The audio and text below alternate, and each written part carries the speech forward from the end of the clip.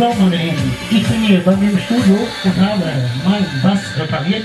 Ich bin hier wieder bei meinem Soundcheck für die nächste große Veranstaltung, die ich bald habe.